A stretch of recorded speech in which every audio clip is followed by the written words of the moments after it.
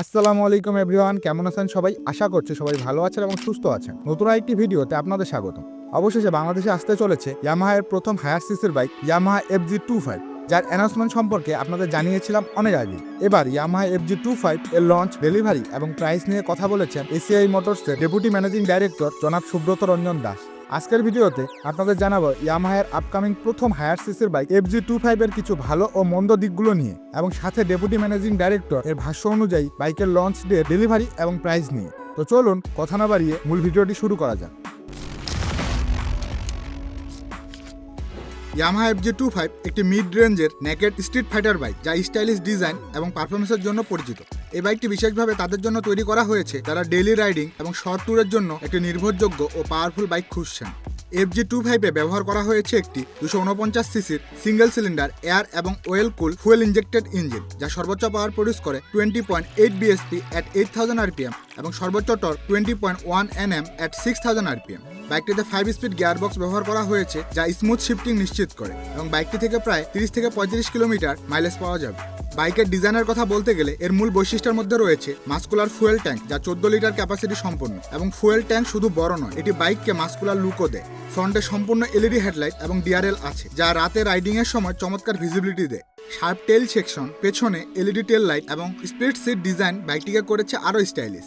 Yamaha FG25 বর্তমানে বিভিন্ন রঙে পাওয়া যায়, যার মধ্যে মেটালিক ব্ল্যাক, রেসিং ব্লু এবং পেস্টাল ডার্ক গ্রে বেশি জনপ্রিয়, এবং বাইকটির বিল্ড কোয়ালিটিও যথেষ্ট ভালো।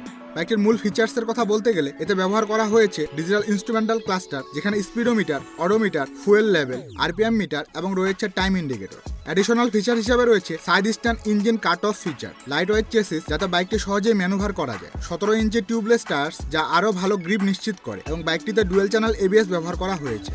বাইকটির পজিটিভ বিষয়গুলোর মধ্যে রয়েছে একটি শক্তিশালী এবং নির্ভরযোগ্য ইঞ্জিন, চমৎকার মাইলেজ, স্টাইলিশ এবং প্রিমিয়াম ডিজাইন, কম্পোস্ট রাইডিং অভিজ্ঞতা, ABS সহ উন্নত braking system.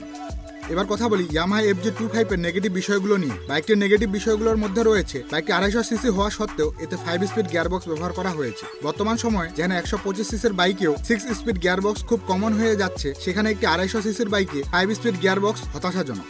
Yamaha FG25 user থেকে জানা যায় বাইকটির লং হাইওয়ে রাইডে হালকা ভাইব্রেশন অনুভূত হয়। তাছাড়া বাইকটি ডিজিটাল কনসোল বর্তমান সময়ের সাপেক্ষে খুব একটা আপডেট নয়, এতে আরও বেশ কিছু ফিচার্স যুক্ত করা যেতে পারত। ভারতে ইয়ামাহা FG25 এর সরাসরি কম্পিটিটর হলো বাজাজ ডোমিনার 250, সুজুকি জিক্সার 250। সম্প্রতি এসিআই মোটরসের ডেপুটি ম্যানেজিং ডাইরেক্টর জনাব সুব্রত রঞ্জন দাস তাদের আপকামিং বাইকের লঞ্চ সম্পর্কে জিজ্ঞাসা করা হলে তিনি জানান যে আগে তো 1 বছরের কম আগে তো 150 সিসি অনেক উচ্চ সিসি বাইক ছিল, এবং আমরা ওই সেগমেন্টেই সবচেয়ে বেশি বিক্রি করতাম। তো আমরা দেখছি অন্যান্য কোম্পানিও লঞ্চ করছে, আমরাও প্রিপারেশন নিচ্ছি। আর আপনারা বাইকাররা যারা আছে তারা সবাই ওয়েল ইনফর্ম থাকে আসলে আশেপাশে দেশে কি আছে না আছে। আমরা আশা করি যে এপ্রিলের ফার্স্ট উইকের মধ্যে আমরা একটা 250 সিসি বাইক আমরা লঞ্চ করব, এবং হয়তো এপ্রিলের বাইকাররা হয়তো লঞ্চিং করবো আমরা এপ্রিলের ফার্স্ট উইকে, এবং বাইকাররা এপ্রিলের মাঝামাঝি সময় থেকে ডেলিভারি পাবে। কারণ আমরা আবার বাইকারদেরকে যে লঞ্চিং করলাম আবার অনেকদিন ওয়েট করানো, এটা আমরা এফোর্ডও করি না, আমরা করতেও পারবো না।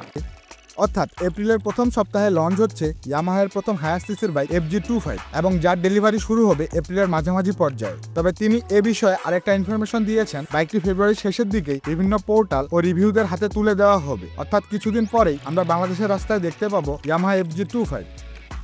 পোর্টালের লোকজনই অনেক ভিআইপি, তো তারা বাইকারদের আগেই, কমন বাইকারদের আগেই তারা হয়তো এন্ড অফ ফেব্রুয়ারি হয়তো ট্রাই করতে পারবে।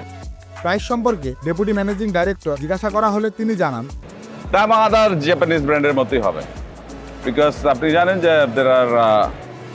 এখানে বাংলাদেশের বাজারে ম্যাক্সিমাম বাইকে ইন্ডিয়া থেকে আসে, কিন্তু জাপানিজ অরিজিন আর ইন্ডিয়ান অরিজিন দুই ধরনের বাইক। আরেকটা এখন নতুন আরো কিছু চাইনিজ অরিজিন বাইকও আসছে, ঠিক আছে। তো আমাদের প্রাইস জাপানিজ অরিজিন বাইকের কাছাকাছি থাকবে। এগুলি ইন্ডিয়াতে ছিল, চেতে লিটল বিট একটু আপডেটেড, তো এই সব মিলে প্রাইস রেঞ্জের মধ্যে কাছাকাছি থাকবে। আর প্রাইস আসলে ইয়ামাহা আমরা সবসময় বাইকারদের কাছাকাছি থাকারই চেষ্টা করি, এজন্যই তো আমরা এত ইনভেস্ট করে এত বড় ফ্যাক্টরি করেছি।